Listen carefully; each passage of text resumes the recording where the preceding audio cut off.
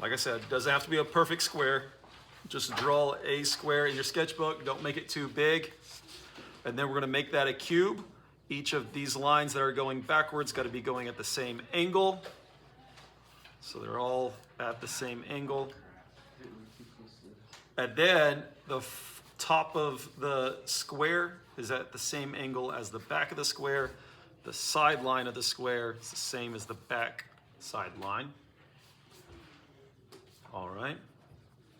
We're going to pretend that our light source is over here to the left of it. So this is our little light, and it's going to be shining and hitting this side of the cube and then casting a shadow.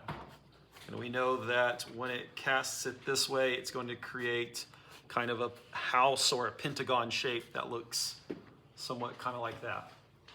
Okay, the drawing's not perfect, that's okay. We're mostly just focusing on our value changes using charcoal pencils. Okay, the darkest point of this whole drawing is going to be right here where the shadow meets the cube. And so I'm going to shade that in like this. That's going to be my darkest point.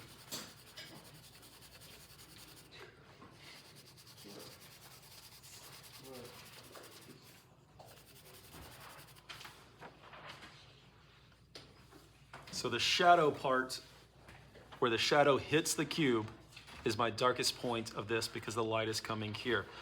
The brightest point is actually the back of the cube, where the sun would be hitting it, and then we have a light hitting here. Okay, so from here I'm going to softly pull out some charcoal using my pencil from that shadow. Yeah, I'm just using my pencil right now. So I'm using that charcoal pencil. I'm just going to softly create a gradation.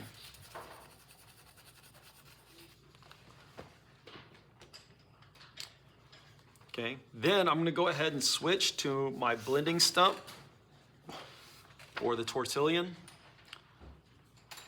And I'm going to start on the edge of this. So I'm not going to dip straight into the pure black charcoal where the darkest point is. I'm going to start on the furthest edge, and you can tell that my tortillon is already dirty, so I really don't even have to pick any up.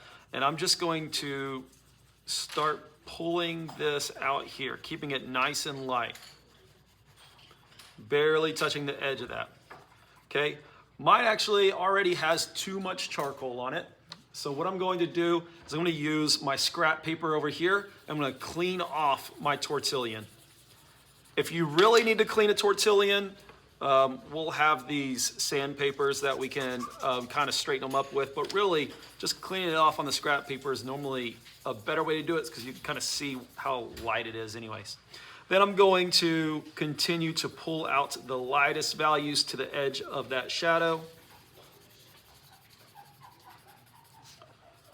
And then I'm going to start working towards the shadow.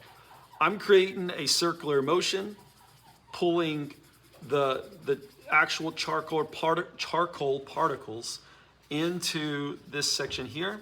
Still don't want to touch the darkest part of this. It's because I want to blend this out first. So I'm just lightly turning it on the side, holding my blending stump towards the back, and I'm quickly creating this shadow here.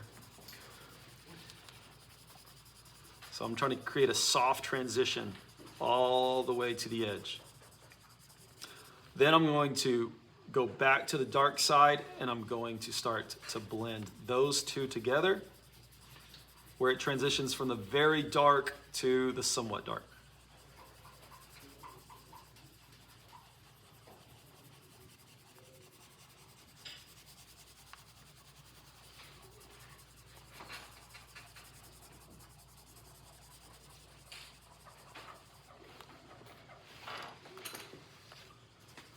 Once you have a nice soft transition from the dark to the somewhat dark shadow,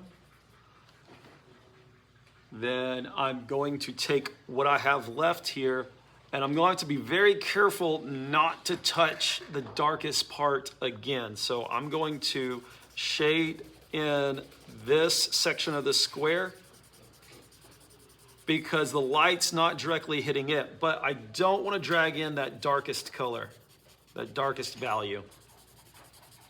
I just want to make this a medium value.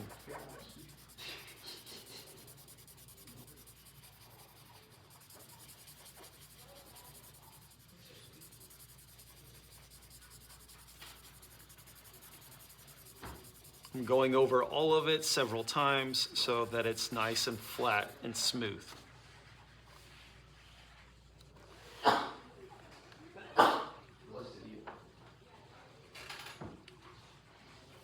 Then I want this section here to be just slightly darker. So what I'm going to do is I'm going to make a well on my scrap paper. So I'm going to paint just a little circle,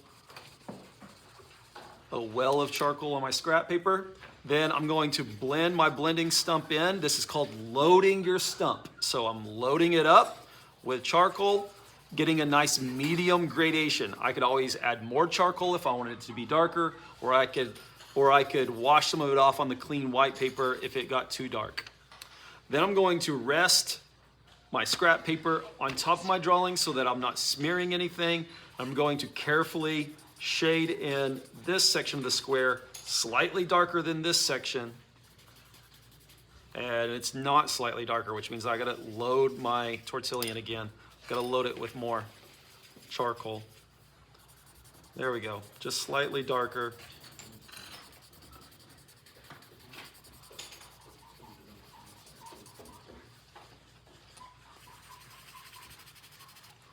And I'm gonna have to pick up even more because it's not, I don't have enough contrast in between this, this plane and this plane. So I need to darken it.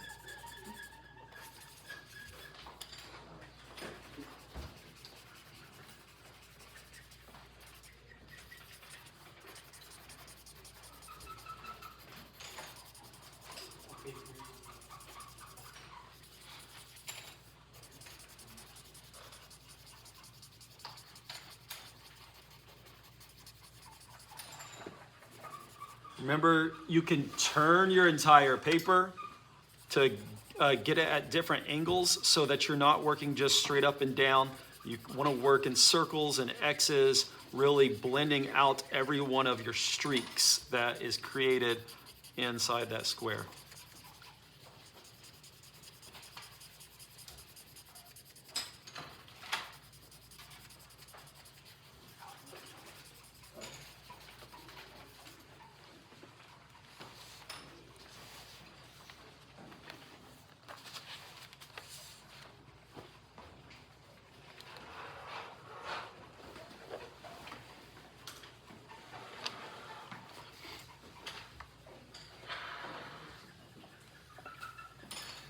If I accidentally got out of that cube, or if my edge isn't very crisp, I can take an eraser and make sure not to smear your hand through it. I'm gonna rest my hand on that paper, but I can take an eraser and I can erase that edge back in.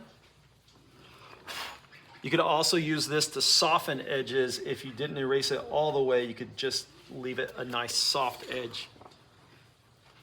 Or you can come back in here.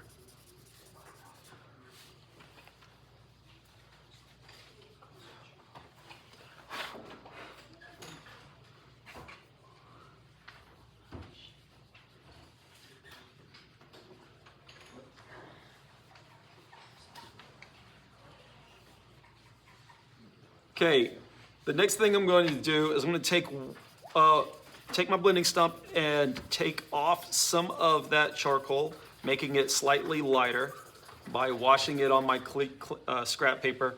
Then I'm going to create a background here. I'm going to try to stick to just straight up and down motions here, but I'm going to just make a light background. I'm going to need to zoom in on mine to make it visible. I'm going to need a little bit more just to make it visible for you guys.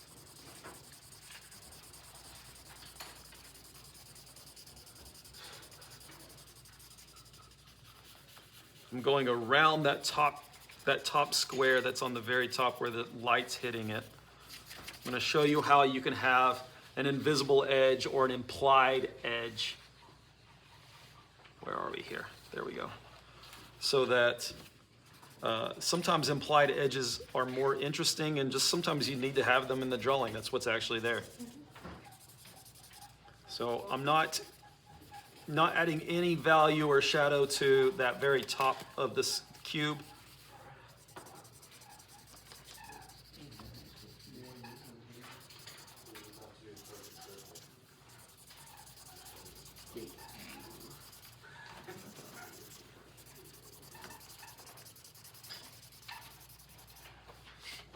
And I'm even going to go around the shadow here. I'm going to create like a square around my drawing of background.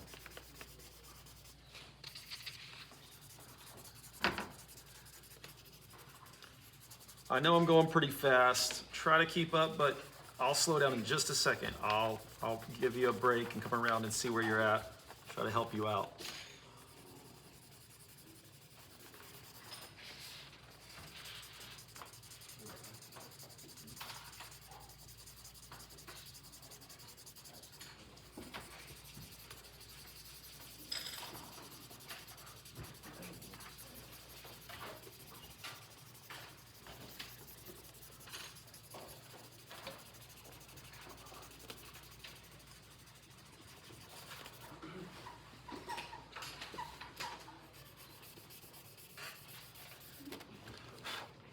Once again, if I got inside the top of that cube a little bit and I need to clean it up with an eraser, that I can go in, I can clean that up with an eraser.